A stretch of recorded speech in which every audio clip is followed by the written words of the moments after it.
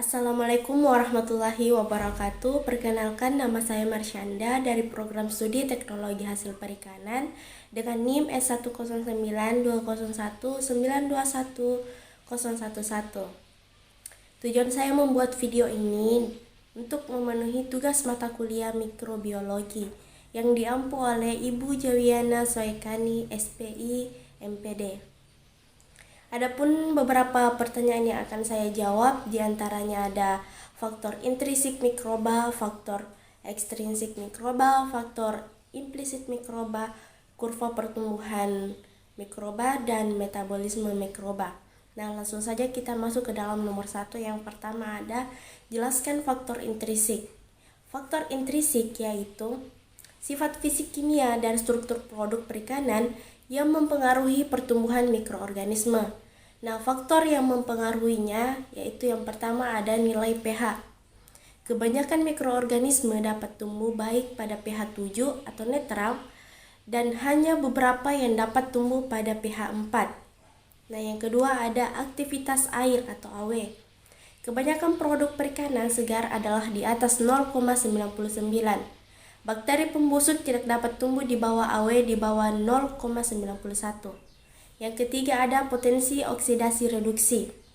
Kemampuan substrat untuk melepas elektron atau teroksidasi atau menerima elektron teredukasi.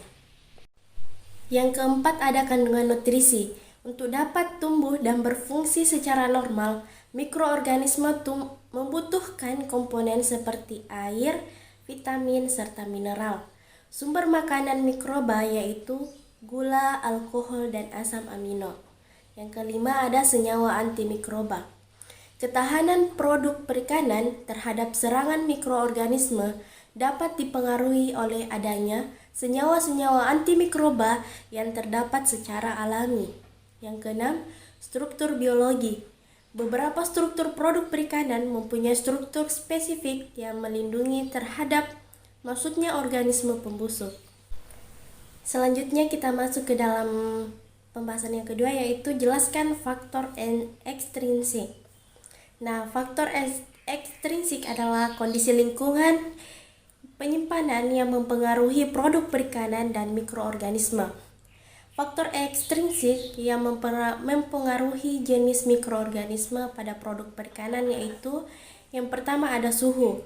Berdasarkan suhu optimum, pertumbuhan mikroorganisme dibedakan atas 3 yaitu psikofil, yaitu suhu optimumnya 5-15 derajat Celcius dengan kisaran suhu pertumbuhan -5-20 derajat Celcius. Nah, yang kedua ada mesofil. Mesofil itu suhu optimumnya yaitu 20-40 derajat Celcius dengan kisaran suhu pertumbuhan 10-45 derajat Celcius. Yang ketiga ada termofil. Suhu optimumnya yaitu 45-60 derajat Celcius dengan kisaran suhu pertumbuhannya yaitu 25-80 derajat Celcius. Yang kedua ada kelembaban relatif. Kelembaban relatif lingkungan penyimpanan mempengaruhi AW dalam produk perikanan dan pertumbuhan mikroorganisme. Produk perikanan dengan AW rendah akan menyerap air jika disimpan dalam lingkungan pH tinggi. Selanjutnya kita masuk kepada soal yang ketiga yaitu jelaskan faktor implisit. Nah, faktor implisit yaitu karakteristik mikroorganisme dalam materi respon terhadap lingkungan dan interaksi antara mikroorganisme. Nah, mikroorganisme yang mempunyai laju pertumbuhan spesifik tinggi akan mendominasi populasi dalam pangan untuk waktu yang lama. Fase implisit adalah parameter biotik yang mempengaruhi jumlah dan jenis mikroorganisme yang terdapat di dalam produk perikanan dan meliputi yang pertama ada sinergisme bakteri. Sinergisme adalah asosiasi atau hubungan hidup antara kedua spesies yang mana mengadakan kegiatan yang tidak saling mengganggu satu sama lain. Akan tetapi, kegiatan masing-masing justru merupakan urutan yang saling menguntungkan. Yang kedua ada antagonisme bakteri. Interaksi antara mikroorganisme yang menempati suatu habitat yang sama akan memberikan pengaruh positif, saling menguntungkan, dan pengaruh negatif, saling merugikan dan netral. Tidak ada pengaruh yang berarti mikroorganisme harus berkompetisi dengan organisme lain dalam memperoleh nutrisi dari lingkungannya. Yang ketiga ada sintropisme. Sintropisme merupakan kegiatan bersama antara berbagai jasa teknik terhadap suatu nutrisi. Nah, proses ini penting untuk pengelolaan air buangan. Misalnya sintropisme antara mikroorganisme A, B, C, D, dan E di dalam penguraian zat X. Nah, zat ini hanya dapat diuraikan sedikit oleh mikroba A, tetapi hasil pemecahannya dapat merangsang perkembangan mikroba B. Yang selanjutnya menghasilkan zat yang diperlukan oleh mikroba C, seterusnya hingga akhirnya yang dibutuhkan pada mikroba A. Selanjutnya kita masuk kepada soal yang keempat, jelaskan kurva pertumbuhan mikroba. Nah, kurva pertumbuhan mikroba itu terbagi menjadi 4 fase. Yang pertama ada fase lag atau fase adaptasi.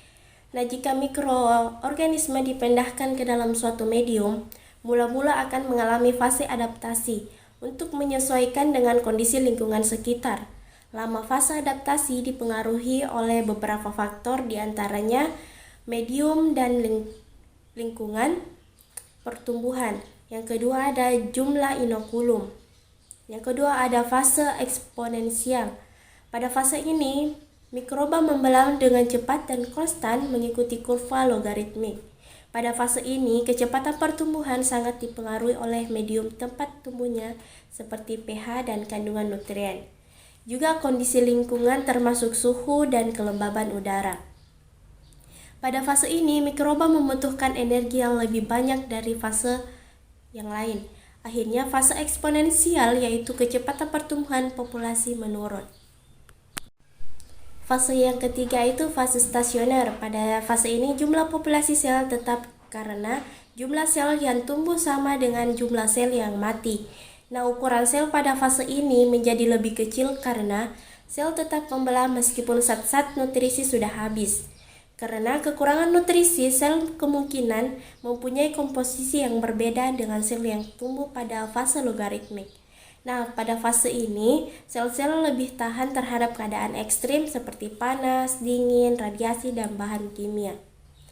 Yang fase keempat yaitu ada fase kematian.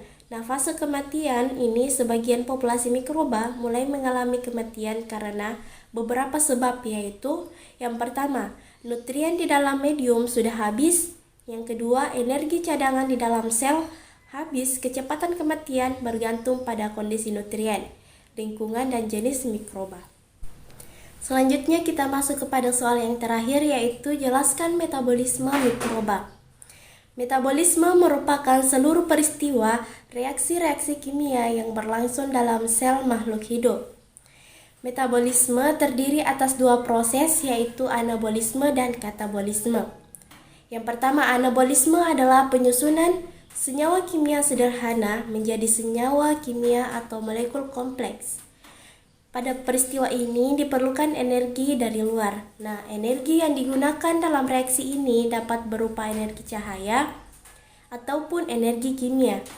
Energi tersebut selanjutnya digunakan untuk mengikat senyawa-senyawa sederhana menjadi senyawa yang lebih kompleks. Nah, ada anabolisme yang menggunakan energi cahaya dikenal dengan fotosintesis, sedangkan anabolisme yang menggunakan energi kimia dikenal dengan kemosintesis. Yang kedua ada katabolisme, adalah reaksi pemecahan atau pembongkaran senyawa kompleks menjadi senyawa-senyawa yang lebih sederhana dengan menghasilkan energi yang dapat digunakan organisme untuk melakukan aktivitasnya. Nah, fungsi reaksi katabolisme adalah untuk menyediakan energi dan komponen yang dibutuhkan oleh reaksi anabolisme. Itulah tadi hasil jawaban yang bisa saya sampaikan. Lebih dan kurangnya mohon dimaafkan. Saya akhir dengan ucapan wabillahi taufiq wal hidayah. Assalamualaikum warahmatullahi wabarakatuh.